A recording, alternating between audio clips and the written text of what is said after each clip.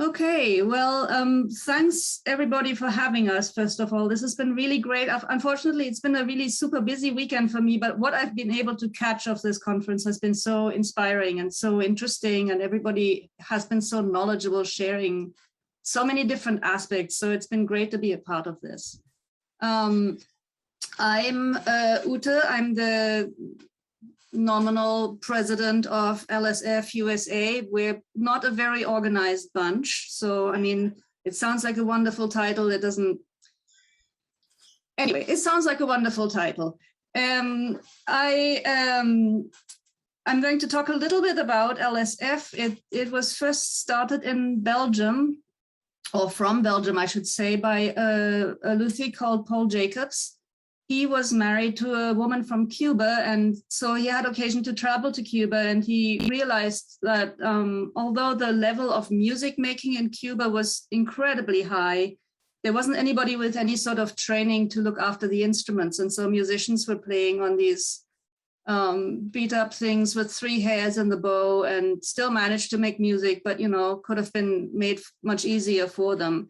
And so he decided to start a training program and to set it up as a nonprofit. He started by setting up a workshop in Havana, and he would bring in luthiers from Europe for a couple of months at a time who were teaching at his program.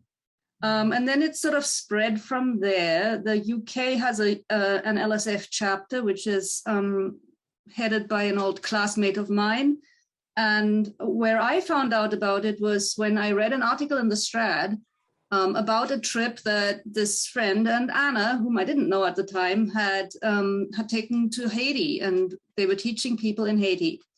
And at the time, I was myself in a situation where I was desperately looking to find some meaning in my work, because I was working in a shop and doing a lot of kind of robo setup work, which, you know, after a while that loses its attraction.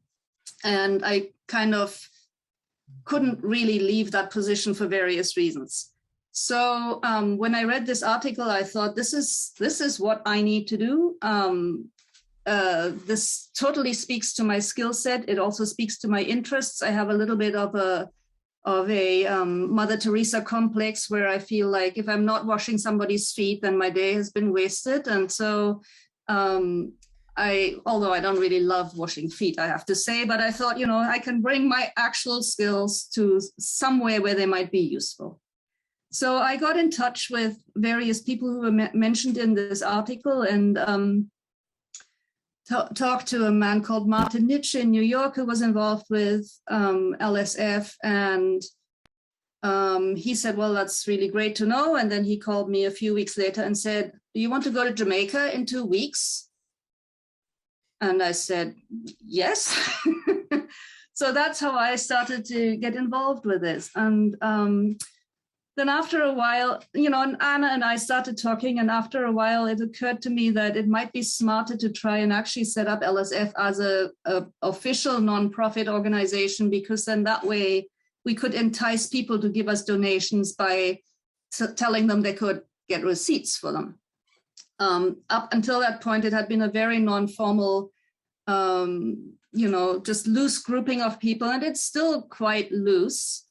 There are people who sort of drift in and out. There are people who have specific areas of interest, and they help us with one thing or another thing, and then they, you know, they're done and walk away.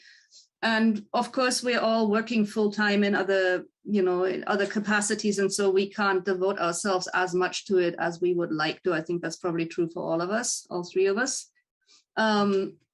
But anyway, I decided that, you know, it would make sense to try and get that set up. And I happened to know a lady who said, I have helped set up a number of nonprofits. I can do this, piece of cake. So she did this, she did it for free. She spent all that time filling out all the paperwork and giving us all the advice, and it was fabulous. So that was the start. And we've been going for about, like, we got the nonprofit status maybe 7 or 8 years ago, something like that. So it's been a while. So the board of directors is made up out of Anna Huthmaker from Huthmaker Violins. Probably a lot of you will know her because she is the kind of person that everybody knows, and she will be your best friend the moment she meets you. She's now taken over Huthmaker Violins from her parents, so she's the boss lady there, in addition to being the bow queen. Her mom, Dixie, is also on the board. And again, if you know Anna, you probably also know Dixie. Dixie is a fantastic, very steady presence, totally down to earth, very loving, wonderful to have her. And then we also have Caitlin Cumminger on the board of directors. She is a bassist, an educator, a writer, and a human energizer bunny. We met her, on our travels to Trinidad and Tobago. She was our local contact there, and she's just fabulous all around. So that's who makes up the board. And like I said, as occasion warrants, there are other people who help us out.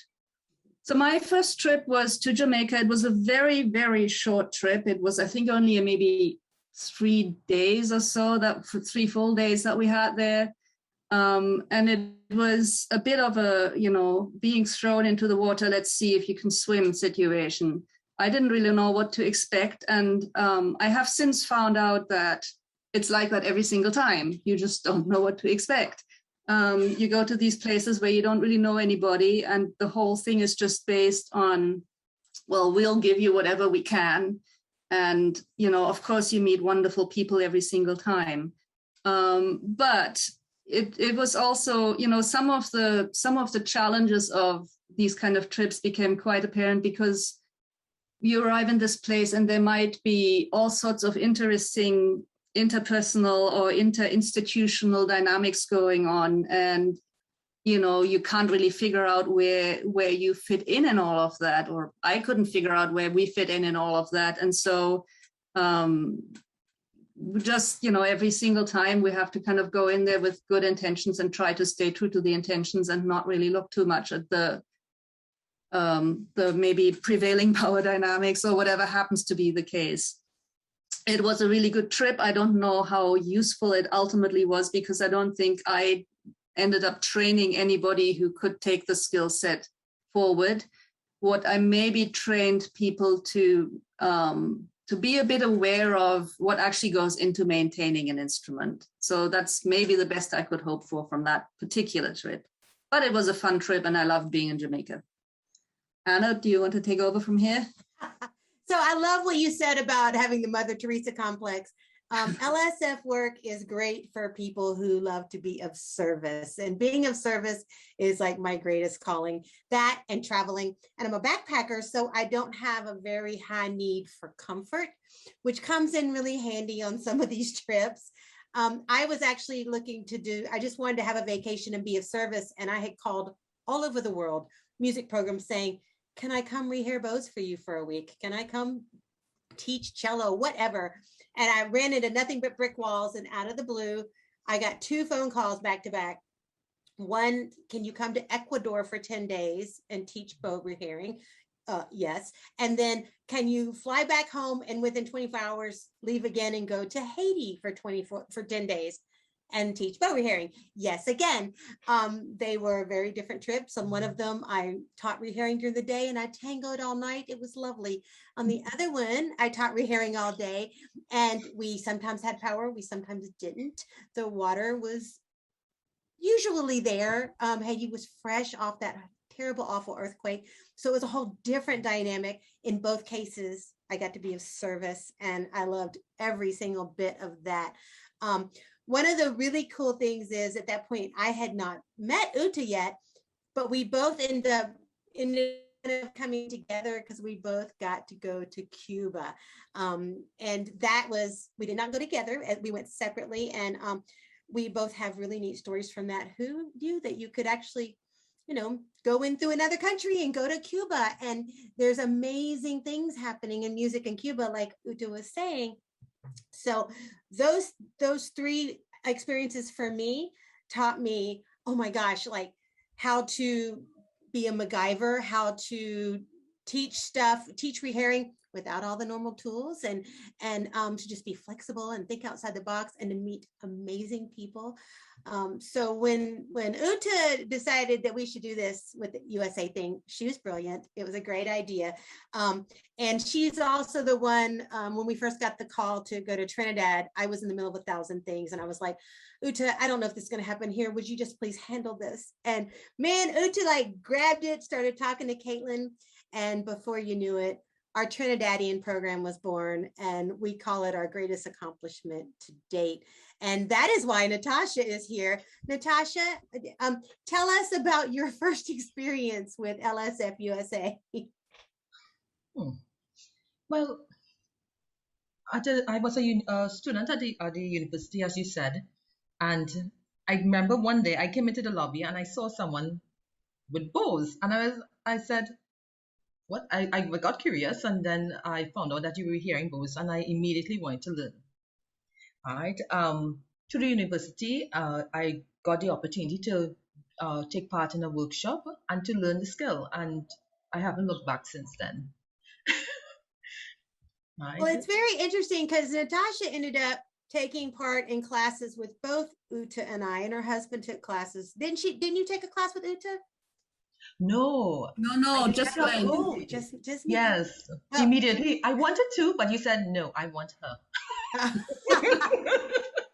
She immediately became a Trinidadian bow queen, and has ended up. Tell us what you did coming to the United States.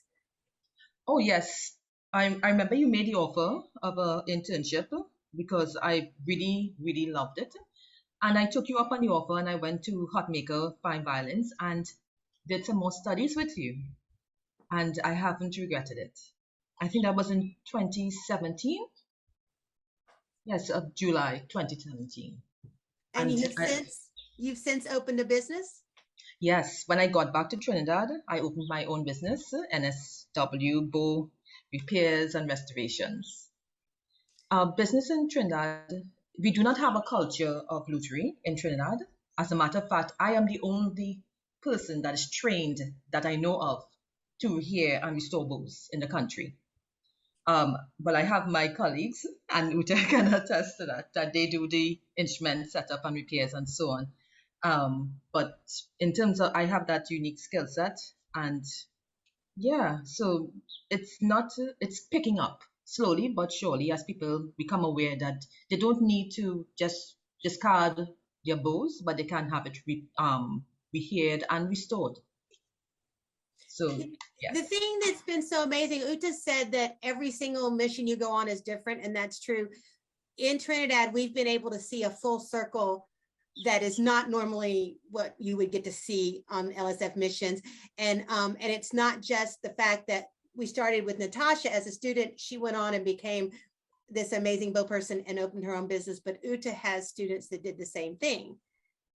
Yeah, so that's been really great. I mean, it's just been a case of really watching our investment, as if you want to call it that, pay out so incredibly in such a satisfying way. So I taught a bunch of people, but the people who stuck with me were Dion Smith and Akil Patrick, and recently engaged couple, congratulations. And so they came for various sessions over the years, and we were able, and a big shout out again to the teachers actually in Trinidad, especially Caitlin Kaminga and Eleanor Ryan. She's no longer there, but both of them were just tireless in making this happen, finding the funding, putting us up, feeding us, driving the students around, making sure that everybody was always where they were supposed to be. It was so amazing, the hard work that they put into their students. And so we essentially just got to show up and do our teaching bit and bits of work here and there. And they had this great idea of, why don't we follow up with Skype lessons to keep people at the bench? And Skype lessons are not great, obviously, because you can't really see, you don't get a good enough visual of what somebody is doing, but it's so much better than not having Skype lessons. And I think we've probably all found that out over this last year and a half, that, yes, in-person contact is so much better, but where would we be if we didn't even have to, the virtual contact? So that was such a great idea because it kind of kept people engaged, it kept people coming back, and then they could sort of build up the hours at the workbench. And so Dion and Akil have opened their own shop in Port of Spain now. And, they do like full service instrument repair. They have a little rental program. They, are just a great service to their community that wasn't there before we were able to do this thing, all of us together. So they were lucky also that they had 2 internships in the United States. We were able to help them with that. They went to Heartmaker Violins, and then they also spent a couple of weeks at Potter Violins. So big thanks to all the shops who are willing to do that kind of thing, because it's unbelievably helpful. Just because working in a shop is so different from that experience of, taking classes with us at the school there. You just get a so much better idea of what life as a luthier is all about if you're actually, in a shop environment and you get to have that whole experience. So, and I have to say that like at Potter Violins, they took them to Metropolitan Music to tour so they could understand what it was like to buy things wholesale and sell them retail. So they got some business training that it would not be a normal part usually of the LSF-USA curriculum. Natasha got to go to Howard Core, and that kind of extra thing was really, it was just kind of magical in helping all of y'all. I think I shouldn't speak for Natasha. You can say whether I helped, but that in classes in how to run a music store, that kind of thing. Immensely. I learned a lot, and I learned how to value my work and not take it for granted. So I'm still learning. It's a lifelong process that you must value your work and do not let anyone put you down about it. And you always learn. Once you're alive, you're learning. I love that. You must value your work. We all should value our work. That's like perfect for this Women in Lutherie conference, I just have to say. So yes, absolutely. And there was one last thing that just, the other thing is that, we're also still available for questions now. So, from time to time, Dion will shoot me a message and say, hey, like, what would you do in this situation? Less so now, because I think she has, found her own experience and her own confidence. And so she doesn't need to do it as much. But it's always great to hear and to kind of see what work my students or former students are up to. So again, something that's been made possible by the wonders of technology. So fantastic. So fantastic. And I mean, on a personal level, we all became very close. So we all extended our families. My mom has adopted Ute and Natasha anyway, but they did the same for Dion and Akil, and getting to make those kind of connections across borders. It's just the best as far as I'm concerned. So, yeah. Right before COVID hit, Ute and I did get to go to Belize, and there's a brand new program there. Ute, I don't know. We don't know whether we'll get to go back or not, but COVID did some stuff. Yep.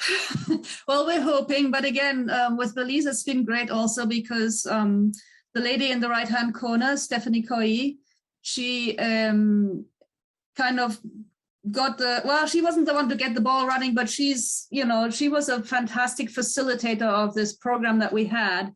And she has continued to work both, I think, on bows and on instruments. And so, again, she hits me up for feedback from time to time, and I send her little videos and stuff like that. And so it's really great to see that what we brought there is, being put to use. And one other thing that I really also wanted to say, and this was true both in Belize and in Trinidad, there is a real sense when we go to these places on the part of the local communities that, they are doing this learning for the sake of the community. It's not like, I'm going to grab all this knowledge for myself so that I can, no. It's all like, okay, we are going to be able to give back to the community by doing this. And I found it so striking because, of course, we bring donated tools and donated instruments. And so, Caitlin would say something like, well, do you have a nicer viola because this person maybe needs a better instrument? And so I would say, sure. And I'd bring the viola and she'd say, oh, this is going to person A. And I said, but I just repaired person A's viola. And she said, yeah, that's because that's going to person B now. And person B's viola is going on to person C. So there was there wasn't the sense of this is mine and this is yours, but it was really the sense of sharing in the community. And I thought that was so beautiful and so awe-inspiring.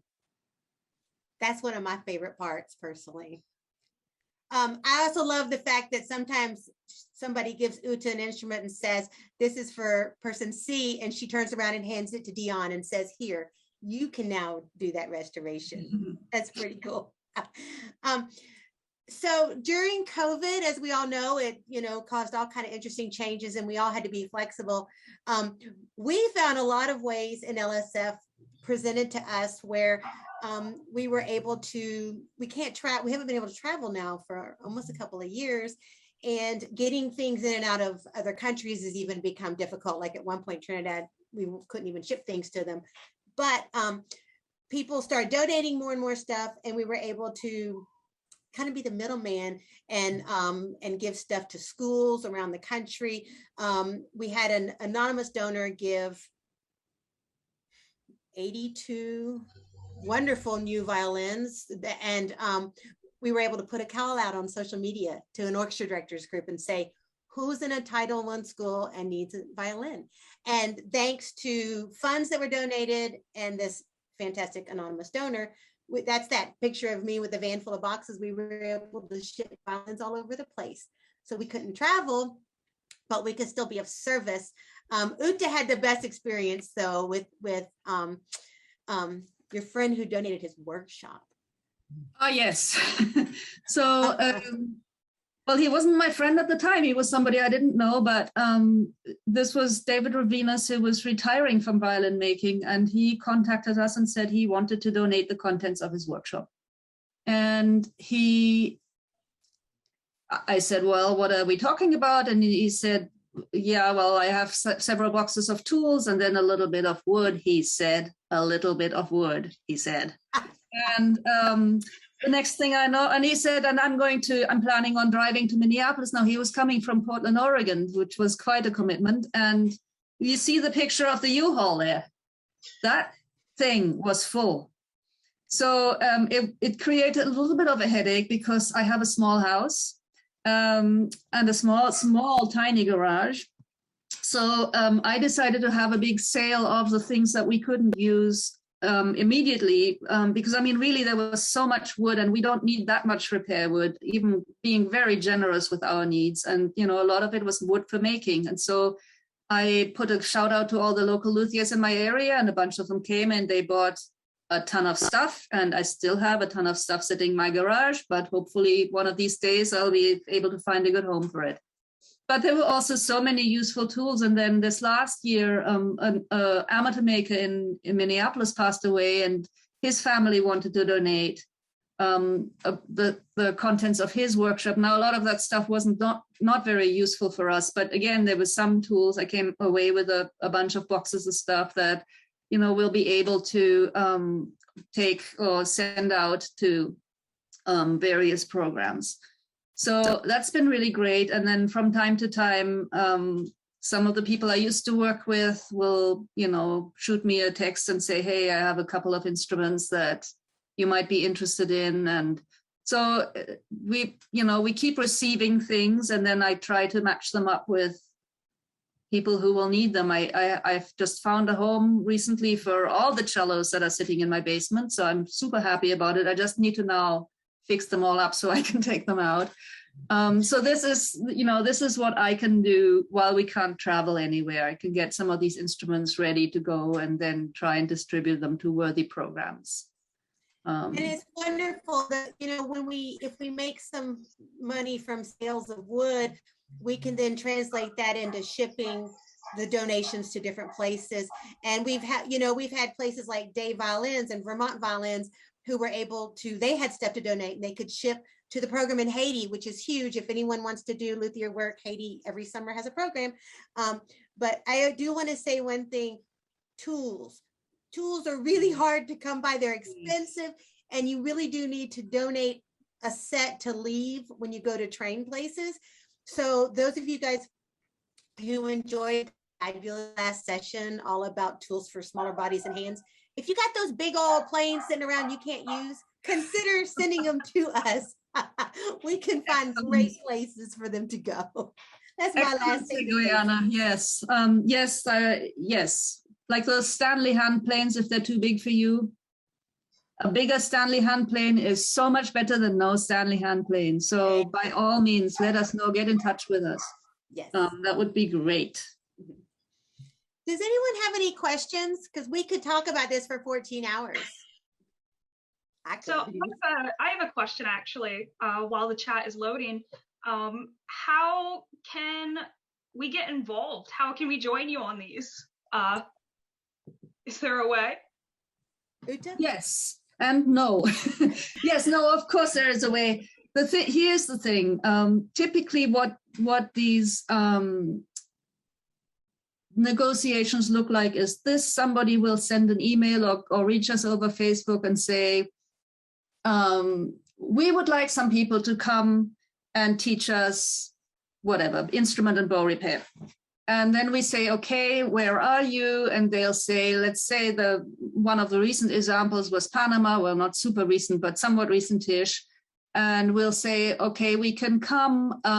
It would be helpful if you could pay for our flights and put us up, because, otherwise we're paying. I mean, I have paid for some of the travel out of my own pocket.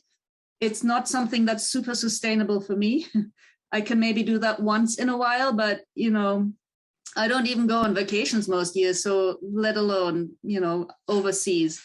And so then the negotiations pretty much grind to a halt when they find out that there has to be some involvement on their part too. And we have these discussions a lot because, do we want to actually give our money to this thing? And I think we all have contributed financially somewhat. But ultimately, it's also, I've read some, various articles about nonprofit work, and it tends to have the best results if people have an actual skin in the game. The recipients have skin in the game too. And it's not just like, here we come and we bestow you this thing. It has to feel like an investment on their part too. So we typically ask for them to pay for flights and lodging. Lodging can be anything: a sofa, a floor, somewhat comfortable floor. And that's a lot where it falls through.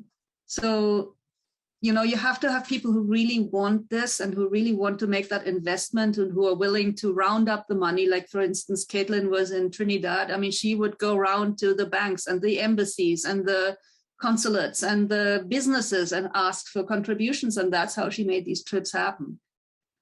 So, we would love for more people to be involved. It would be great to have involvement as far as even just maybe setting up some instruments that can then be sent on somewhere else. So it's not all me doing it. I'd love to share that around. And going on trips, right now, who knows when we'll be going on trips again. But yes, it would be great to have people who are interested in doing that, always with the proviso that we'd have to round up the trips first. And so let me add, just for people that are interested, yes, you can donate money. Yes, you can donate your time, like Ute just said. We would love it if people would shoot us an email and say, I'll rehair 10 cheap Chinese bows for you. That would be amazing. Donate tools, of course. If you want to travel, shoot us an email. We'll keep a file. And it'll help if you tell us what your parameters are. Can you afford your own ticket somewhere or not? If you can't, that's fine. It doesn't negate you. It just means that we put you in different categories. How adventuresome are you?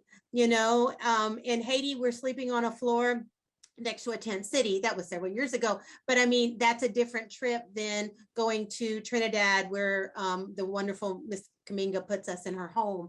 So I know a program in Nicaragua that is dying for us to come. That's going to take a specific brave kind of a person.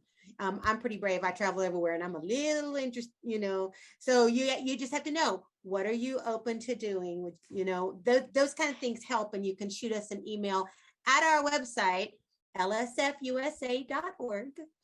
Yes. And then also how much time do you have to go on a trip like this? Because really for instrument work, you can't do a whole lot in a week. Bow work, maybe. Instrument work, at least 2 weeks, you know, it would be better more. But I mean, I've never gone longer than 2 weeks because I can't keep up with the pace and I can't take that much time off anyway. But yeah, so that's definitely, you know, if you want to teach setup, which is always where it has to start, because that's, you know, the most common problem, especially in the tropical countries.